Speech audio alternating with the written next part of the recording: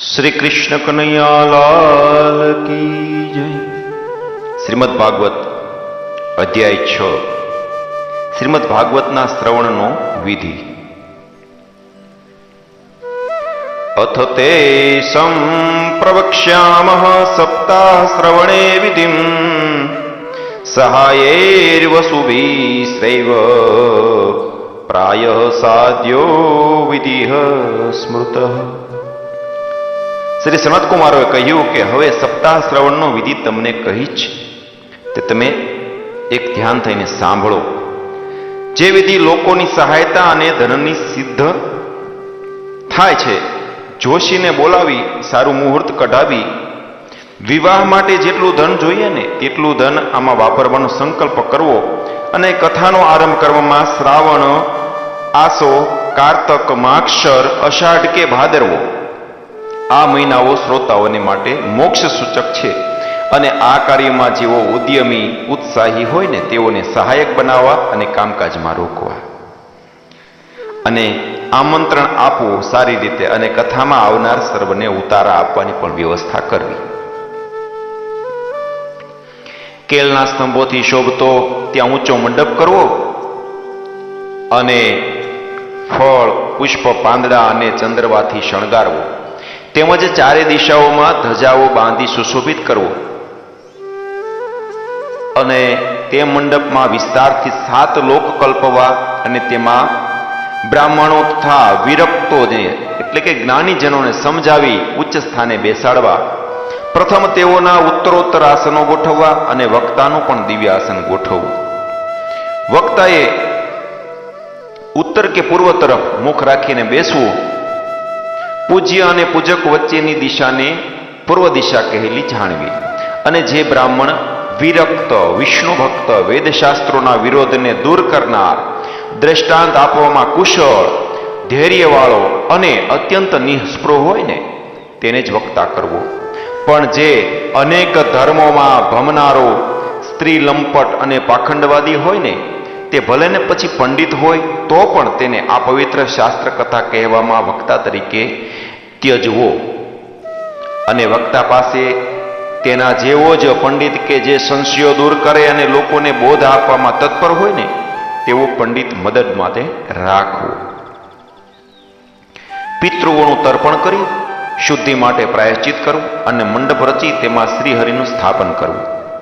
પછી શ્રી કૃષ્ણને ઉદ્દેશીને મંત્રોચ્ચાર પૂર્વક પૂજા વિધિ કરવો અને પછી અનુક્રમે પ્રદક્ષિણા નમસ્કાર કરી પૂજાના અંતે સ્તુતિ કરવી કે હે દયાના સાગર, સંસાર સમુદ્રમાં ડૂબેલા દીન અને કર્મોના મોહરૂપી મગરથી પકડાયેલા એવા અમારા આપ સંસાર સમુદ્રમાંથી ઉદ્ધાર કરો। અને પછી યજમાને તથા વક્તાઓએ શ્રીમદ ભાગવતની પણ પ્રીતિ તથા પ્રયત્નથી ધૂપ દીપ સાથે વિધિપૂર્વક પૂજા કરી શ્રીફળ ધરી નમસ્કાર કરી અત્યંત પ્રસન્ન ચિત્તથી સ્તુતિ કરવી કે શ્રીમદ ભાગવત નામે આપ પ્રત્યક્ષ શ્રી કૃષ્ણ જ છો।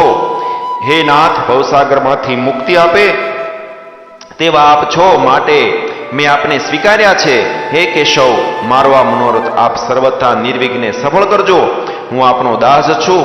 આવું દીન વચન કહ્યા પછી યજમાને વક્તાની પૂજા કરવી અને વસ્ત્ર આભૂષણોથી તેને વિભૂષિત કરી પૂજાને અંતે તેની સ્તુતિ કરવી કે હે શુકદેવજી સ્વરૂપ, હે સર્વશાસ્ત્રોમાં કુશળ બ્રહ્મહવેતા, તમે આ કથાનો પ્રકાશ કરી અમારા અજ્ઞાનનો નાશ કરો। અને પછી કલ્યાણ માટે તેની આગળ હર્ષથી નિયમ ગ્રહણ કરવો ને તે નિયમ 7 દિવસ સુધી પાળવો। કથામાં ભંગ ન પડે એટલે સાતત્યતા માટે 5 બ્રાહ્મણોનું વર્ણ કરવું અને તે બ્રાહ્મણોએ શ્રી હરિના દ્વાદશાક્ષર મંત્ર એટલે કે દ્વાદશાક્ષર મંત્ર એટલે કે ઓમ નમો ભગવતે વાસુદેવાયનો જપ કરવો। પછી યજમાને બ્રાહ્મણો એટલે જ્ઞાની પુરુષ વૈષ્ણવોને અને બીજા સર્વને પ્રણામ પૂજન કરી તેઓની આજ્ઞા લઈ આસન પર બેસવું। જે મનુષ્ય લોક, દ્રવ્ય, ધન, ઘર અને સ્ત્રી પુત્રની ચિંતા છોડી દે કેવળ કથામાં જ ચિત્ત રાખે છે ને તેવો શુદ્ધ બુદ્ધિવાળો મનુષ્ય કથાનો ઉત્તમ ફળ પામે છે। પછી કથા સાંભળનારે મળમૂત્રને જીતવા માટે એક જ વખત હવિષ્યાન્ન નો એટલે કે સાત્વિક ખોરાકનો સુખકારક હલકો આહાર લેવો. જો શક્તિ હોય તો 7 દિવસ ઉપવાસ કરીને કથા શ્રવણ કરવું, અથવા તો દૂધ પીને પણ ફળાહાર કરીને કે પછી એક વખત ભોજન કરી જે સુખેથી બને તેમ હોય ને તે રીતે સુખેથી કથા શ્રવણ થાય એવી રીતે ઉપવાસ જો કથા શ્રવણમાં વિઘ્નકારક થતો હોય ને તો તેનાથી તો ભોજન કરવું પણ વધુ સારું એમ પણ કહ્યું છે. આ રીતે કહે છે કે હે નારદજી, સપ્તાહ શ્રવણના વ્રતવાળાઓના નિયમો હવે તમે સાંભળો, અને જેઓ વિષ્ણુ ભક્તિની દીક્ષાથી રહિત હોય તેઓને કથા શ્રવણનો અધિકાર નથી. કથા શ્રવણના વ્રતવાળાએ બ્રહ્મચર્ય પાળવું, નીચે સૂવું અને નિત્ય કથા સમાપ્ત થયા પછી પત્રાવલીમાં જ ભોજન કરવું. વ્રતવાળાએ દ્વિદળ કઠોળ એટલે કે દ્વિદળ કઠોળ, મધ, તેલ, ભારે અન્ન અને વાસી અન્ન ત્યજવું, અને કામ, ક્રોધ, મદ, માન, મત્સર, લોભ, દંભ, મોહ અને દ્વેષને દૂર કરવા. એ માટે વ્રતવાળાઓએ વેદો, વૈષ્ણવો, બ્રાહ્મણો, ગુરુઓ, ગાયો, વ્રતધારીઓ, સ્ત્રીઓ તથા મહાત્માઓની નિંદા ત્યજવી. તેમજ વ્રતવાળાએ રજસ્વલા, ચાંડાલ, મ્લેચ્છ, પતિત, વૈદિક સંસ્કારોથી રહિત આવા દ્વેષી તથા વેદ બાહ્ય મનુષ્યો સાથે નો નાતો તોડવો. કથા શ્રવણનું વ્રત લેનારે સત્ય, પવિત્રતા, દયા, મૌન, સરળતા, વિનય અને ઉદાર મન રાખી, અને જે મનુષ્ય દારિદ્ર્ય, ક્ષય અને રોગોવાળો, રોગી, ભાગ્યહીન, પાપકર્મી, સંતાન રહિત અને મોક્ષની ઈચ્છાવાળો હોય તેણે આ કથા સાંભળવી. જે સ્ત્રી રજોદર્શન રહિત હોય, એક જ વાર સંતાન થઈ વાંજણી હોય, તેના સંતાન મરી જતા હોય અને જેનો ગર્ભ સ્ત્રવી જતો હોય તે સ્ત્રીએ પ્રયત્નથી આ કથા સાંભળવી. અને આ રીતે કહેલ કોઈ પણ દુઃખમાં વિધિપૂર્વક આ કથા સાંભળવાથી અત્યંત અક્ષય ફળ પ્રાપ્ત થાય છે. કેમ કે આ કથા અતિ ઉત્તમ, દિવ્ય અને કરોડો યજ્ઞનું ફળ આપનારી છે. અને આ પ્રમાણે વ્રતોનો વિધિ કરી અને ઉદ્યાપન એટલે કે ઉજવણું કરવું. અને ફળની ઈચ્છાવાળાઓએ જન્માષ્ટમીના વ્રતની જેમ આ વ્રત કરવું. પણ જે ભક્તો નિષ્કામ હોય તો ઉજવણું કરવા માટે આગ્રહ નથી, કેમ કે તેઓ માત્ર શ્રવણથી જ પવિત્ર થાય છે. અને આ પ્રમાણે સપ્તાહ યજ્ઞ સમાપ્ત થાય ત્યારે શ્રોતાઓએ પુસ્તક તથા વક્તાની અત્યંત ભક્તિથી પૂજા કરવી, અને પછી શ્રોતાઓને પ્રસાદ અને તુલસીની માળાઓ આપવા, મૃદંગ અને તાલથી સુંદર કીર્તન કરવું, તેમજ જય અને નમઃ શબ્દ અને શંખ ધ્વનિ કરાવવા, બ્રાહ્મણો અને યાચકોને ધન તથા અન્નનું દાન કરવું. શ્રોતા જો વિરક્ત હોય તો સપ્તાહ સમાપ્તિ પછી બીજે દિવસે ગીતા વાંચવી, અને જો શ્રોતા ગૃહસ્થ હોય ને તો કર્મની શાંતિ માટે હોમ કરવો. 10મ સ્કંદના પ્રત્યેક શ્લોકે વિધિથી તલ અને અનાદિ સાથે દૂધપાક, મધ તથા ઘીનો હોમ કરવો, અથવા સારી રીતે સાવધાન થઈ ગાયત્રી મંત્રથી હવન કરવો.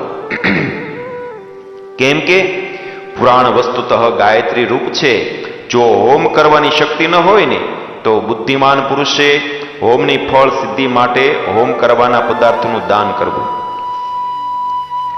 અને પછી અનેક દોષો દૂર કરવા માટે તેમજ ન્યૂન અધિકતા રૂપ દોષની શાંતિ માટે વિષ્ણુ સહસ્ત્ર નામનો પાઠ કરવો.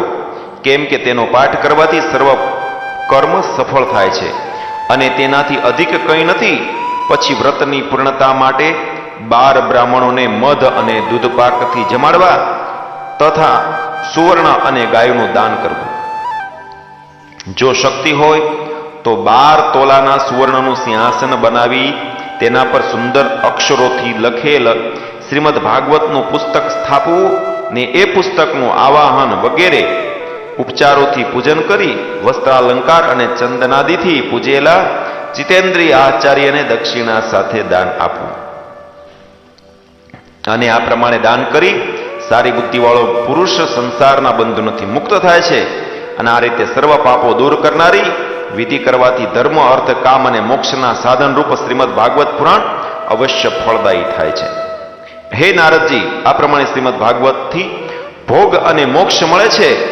અને તે કહ્યું, તમે હવે સાંભળવા ઈચ્છો છો? સૂતે કહ્યું, એમ કહી એ મહાત્માએ સર્વ પાપ હરનારી, પવિત્ર અને બોધ અને મોક્ષ આપનારી શ્રીમદ ભાગવત કથા કહી. અને તે કથા 7 દિવસ સુધી મનને નિયમમાં રાખી સર્વ શ્રોતાઓએ સાંભળી. અને પછી તેઓએ શ્રી પુરુષોત્તમની સ્તુતિ કરી. અંતે ભક્તિ, જ્ઞાન, વૈરાગ્યને પુષ્ટિ મળી. તેઓ ખૂબ તરુણ થઈ અને સર્વ જીવોના ચિત્ત પોતાની તરફ આકર્ષિત કરવા લાગ્યા છે. નારદજી પણ પોતાની મનોરથ સિદ્ધ થયો છે. તેથી કૃતાર્થ થઈને પરમ આનંદથી પૂર્ણ થયા અને સર્વાંગે રોમાંચિત થયા છે. અને 2 હાથ જોડી ગળગળી વાણીથી સનતકુમારોને કહેવા લાગ્યા છે કે આપ દયાળુઓએ અમારા ઉપર અનુગ્રહ કર્યો છે, જેથી હું ધન્ય થયો છું. હે તપોધનો, હું માનું છું કે આ કથા સર્વ ધર્મો કરતા શ્રેષ્ઠ છે, કેમ કે આ કથાથી વૈકુંઠવાસી શ્રી કૃષ્ણ એટલે કે મોક્ષ મળે છે. શ્રી સુતજીએ કહ્યું કે વૈષ્ણવોમાં ઉત્તમ નારદજી એમ કહેતા હતા, તેવામાં યોગીશ્વર સુખદેવજી ફરતા ફરતા ત્યાં આવ્યા છે. અને કથા સમાપ્ત થઈ ત્યારે જ્ઞાનરૂપી મહાસાગર અને ચંદ્રરૂપ એવા તે આત્મજ્ઞાનના લાભથી પૂર્ણ 16 વર્ષની વયના વ્યાસના પુત્ર શુકદેવજી પ્રેમથી ધીમે ધીમે શ્રીમદ ભાગવતનો પાઠ કરતા હતા. ને શ્રેષ્ઠ મહાતેજવાળા શુકદેવજીને જોઈ સભાસદો તત્કાળ ઊભા થઈ ગયા છે અને તેમને મોટું સિંહાસન એટલે કે આસન આપ્યું છે. અને દેવર્ષિ નારદે પ્રેમથી તેમની પૂજા કરી છે. અને પછી ત્યાં બેસી એટલે કે શુકદેવજીએ જે નિર્મળ વાણી કહી છે ને તે તમે સાંભળો. શ્રી શુકદેવજી કહે છે કે હે રસિક ભાવિક જનો, વેદરૂપી કલ્પવૃક્ષનું શ્રીમદ ભાગવત રૂપી ફળ, તે ફળ ખાતા શુક એટલે કે પોપટના મુખમાંથી પૃથ્વી પર પડ્યું છે. અને તે અમૃતમય રસવાળું હોવાથી કેવળ રસરૂપ છે. માટે તેનું મોક્ષ થાય ત્યાં સુધી વારંવાર પાન કરો, શ્રવણ કરો. મહામુનિ વ્યાસે રચેલા આ શ્રીમદ ભાગવતમાં મત્સર રહિત સત્પુરુષોનો નિષ્કપટ અને શ્રેષ્ઠ ધર્મ વર્ણવ્યો છે. તેમજ આધ્યાત્મિક, આદિભૌતિક, આદિદૈવિક ત્રણેય તાપને દૂર કરનાર, મોક્ષ આપનાર અને જાણવા યોગ્ય વાસ્તવિક વસ્તુ પરમેશ્વરનું નિરૂપણ કર્યું છે. બીજા શાસ્ત્રોથી શું ઈશ્વરને તત્કાળ હૃદયમાં સ્થાપી શકાય છે? નહીં. પરંતુ આ શ્રીમદ ભાગવતને સાંભળવા ઈચ્છતા પુણ્યશાળીઓ તો તુરત જ ઈશ્વરને હૃદયમાં સ્થાપી શકે છે. શ્રીમદ ભાગવત એ પુરાણોમાં તિલક સમાન છે, વિષ્ણુ ભક્તોનું ધન છે, જેમાં પરમહંસોનું શ્રેષ્ઠ નિર્મળ જ્ઞાન વર્ણવ્યું છે. અને જ્ઞાન, વૈરાગ્ય અને ભક્તિ સહિત નિષ્કર્મ પણ પ્રગટ કર્યું છે. અને તેને ભક્તિ વડે સાંભળનાર, પાઠ કરનાર અને વિચાર કરનાર મુક્ત થાય છે. આ રસ સ્વર્ગમાં, સત્યલોકમાં, કૈલાસમાં કે વૈકુંઠમાં નથી. માટે હે ભાગ્યવાન શ્રોતાઓ, આ રસનો ઉત્તમ ભક્તિથી પાન કરો અને તેને કદી પણ છોડો નહીં. સુતજી કહે છે કે વ્યાસપુત્ર એમ કહેતા હતા ને ત્યારે સભાની વચ્ચે પ્રહલાદ, બલિ, ઉદ્ધવ અને અર્જુન વગેરેથી વીંટાયેલા શ્રીહરિ પ્રગટ થયા છે. અને એટલે કે નારદજીએ તેમની અને તેમના ભક્તોની પૂજા કરી પ્રસન્ન શ્રીહરિને મોટા આસન પર બિરાજમાન કરી તેઓએ તેમની આગળ કીર્તન કર્યું છે. અને તે સમયે પાર્વતી સહિત શંકર અને બ્રહ્મા તે કીર્તન સાંભળવા માટે અને શ્રીહરિના દર્શન માટે આવ્યા છે. ઉદ્ધવ ઝાંઝ વગાડતા હતા, દેવર્ષિ નારદ વીણા વગાડતા હતા, સ્વરમાં કુશળ હોવાથી અર્જુન ગાતો હતો અને ઇન્દ્ર મૃદંગ વગાડતો હતો. સનકાદી કુમારો જય જયકારના શબ્દ કરતા હતા, નાદ કરતા હતા. અને આગળ વ્યાસપુત્ર શુકદેવજી શ્રીમદ ભાગવતના રસનો રચનાત્મક પૂર્વક ભાવ કહેતા હતા. અને વચ્ચે અત્યંત તેજસ્વી થયેલા ભક્તિ, જ્ઞાન અને વૈરાગ્ય એ ત્રણેય નટની જેમ નૃત્ય કરતા હતા. આ અલૌકિક કીર્તન જોઈને શ્રીહરિ પ્રસન્ન થયા છે અને બોલ્યા છે કે હે ભક્તો, હું અત્યારે આ તમારી કથા અને કીર્તનથી પ્રસન્ન થયો છું. મારી પાસેથી તમે વરદાન માગો. એવું શ્રીહરિનું વાક્ય સાંભળીને અત્યંત પ્રસન્ન થયેલા અને પ્રેમ ભીના ચિત્તવાળા તેઓએ શ્રીહરિ ભગવાન શ્રી કૃષ્ણને કહ્યું કે સપ્તાહની કથાઓમાં આ સર્વ ભક્તો સાથે આપે અવશ્ય પધારવું, એવો અમારો મનોરથ આપ પૂર્ણ કરો. પછી તથાસ્તુ એમ કહી શ્રીહરિ ભગવાન શ્રી વિષ્ણુ ત્યાંથી અંતર્ધાન થયા છે અને તે પછી નારદજીએ સનકાદિના ચરણમાં અને શુકદેવજી વગેરે તપસ્વીઓને વંદન કર્યા છે. એટલે કે અત્યંત પ્રસન્ન થયેલા તેઓ સર્વ કથામૃતનું પાન કરવાથી મોહરહિત થઈને ત્યાંથી ગયા છે. અને તે સમયથી શુકદેવજીએ ભક્તિને અને તેના બે પુત્રો જ્ઞાન અને વૈરાગ્યને પોતાના ભાગવત શાસ્ત્રમાં સ્થાપેલા છે. તેથી ભાગવતને સેવવાથી શ્રી હરિ ચિત્તમાં પધારે છે. ખરેખર દરિદ્રતા અને દુઃખના તાપે બળેલા અને માયારૂપી પિશાચીનીએ ખૂબ મસળીને સંસાર સમુદ્રમાં પાડેલા મનુષ્યોના કલ્યાણ માટે શ્રીમદ ભાગવત જ મોટી ગર્જના કરી રહ્યું છે. શ્રી શૌનકે પૂછ્યું કે શુકદેવજીએ રાજા પરીક્ષિતને શ્રીમદ ભાગવત ક્યારે કહ્યું હતું? ગોકર્ણે પ્રેત ધુંધુકારીને ક્યારે કહ્યું હતું? અને સનકાદી કુમારોએ નારદજીને ક્યારે કહ્યું હતું? આ મારો સંશય તમે આ કહીને દૂર કરો. ત્યારે શ્રી સુતજીએ કહ્યું છે, શ્રી કૃષ્ણના સ્વધામ ગયા પછી કલયુગના વધુ 30 વર્ષ વીત્યા છે અને તે વખતે ભાદરવા સુદ નોમથી સુખદેવજીએ પરીક્ષિત રાજા આગળ ભાગવતની કથાનો આરંભ કર્યો હતો. અને પછી કળયુગના બીજા 200 વર્ષ વીતી ગયા ત્યારે અષાઢ સુદ નોમના દિવસે ગોકર્ણે પ્રેત ધુંધુકારીને કથા કહી હતી. અને તે પછી કળયુગના 30 વર્ષ વીતી ગયા ત્યારે કાર્તિક સુદ નોમના દિવસે સનકાદી કુમારોએ નારદજીને આ કથા કહી હતી. હે નિર્દોષ શૌનક, આ પ્રમાણે તમે મને જે પૂછ્યું હતું તે મેં કહ્યું છે. અને શ્રીમદ ભાગવતની કથા કળયુગમાં સંસારરૂપ રોગોનો નાશ કરનારી છે. હે સજ્જનો, શ્રી કૃષ્ણને પ્રિય સમગ્ર પાપનો નાશ કરનાર અને મુક્તિનું એક કારણ અને જગતમાં ભક્તિનો વિલાસ કરનાર શ્રીમદ ભાગવત કથાને તમે આદરથી સાંભળો. અને આ લોકમાં કલ્યાણના બીજા સાધનોની અભ્યાસ કરવાથી અથવા તો તીર્થોનું સેવન કરવાથી શું થવાનું છે? યમ પણ પોતાના પાશધારી સેવકને તેના કાનમાં કહે છે કે ભગવાનની કથાઓમાં નિર્મગ્ન રહેનાર આવા પુરુષોને તું છોડી દેજે. કેમ કે હું બીજા મનુષ્યોનો પ્રભુ છું પણ વિષ્ણુ ભક્તોનો પ્રભુ નથી. હે વિષયો રૂપી વિશ્વ સંગથી વ્યાકુળ બુદ્ધિવાળાઓ, આ અસાર સંસારમાં કલ્યાણ માટે અર્ધક્ષણ પણ શ્રીમદ ભાગવત રૂપી અનુપમ અમૃતનું તમે પાન કરો ને. શા માટે તમે નિત્ય કથાઓ વાળા કુમાર્ગે જાઓ છો? નિંદન અને નિંદની વાતો નહીં કરો. અને જેના શ્રવણથી મુક્તિ થાય છે ને એ વાત કહેવામાં પરીક્ષિત સાક્ષી છે. બ્રહ્મ જ્ઞાન રૂપ એકાંતિક રસ પ્રવાહમાં મગ્ન સુખદેવજીએ કહેલી આ કથા જે કંઠે રાખે છે ને તે વૈકુંઠનો વાસી બને છે. અને આ પ્રમાણે શાસ્ત્રોના સર્વ સમૂહને અવલોકીને પરમ ગુહ્ય, અતિ ગુહ્ય અને સર્વ સિદ્ધાંતોથી સિદ્ધ થયેલું આ રહસ્ય મેં તમને કહ્યું છે. અને જગતમાં શ્રીમદ ભાગવતથી નિર્મળ બીજું કંઈ પણ નથી. તો પરમાનંદની પ્રાપ્તિ માટે આ 12 સ્કંદ રૂપ રસનું તમે પાન કરો. અને આ કથાને જે નિયમિત રીતે ભક્તિથી સાંભળે છે અને શુદ્ધ અંતઃકરણ વાળા ભક્તોને ભક્તિથી જે કહે છે ને તે બંનેને વિધિનું બરાબર પાલન કરવાથી યથાર્થ ફળ મળે છે. ખરેખર તેમને માટે આ જગતમાં કંઈ અસાધ્ય નથી. અને આ રીતે અધ્યાય 6 અહીં સમાપ્ત થાય છે. શ્રી કૃષ્ણાર્પણમસ્તુ. એતામ યો નિયતતયા શૃણોતિ ભક્ત્યા યસ્વૈનામ કથયતિ શુદ્ધ વૈષ્ણવ વાગ્રે તૌ સમ્યદ્વિધિકરણાत् ફલમ લભેતે યથાર્થ્યાન્ન હિ ભુવને કિમપ્યસાધ્યમ. બોલો શ્રી કૃષ્ણ કનૈયા લાલ કી જય.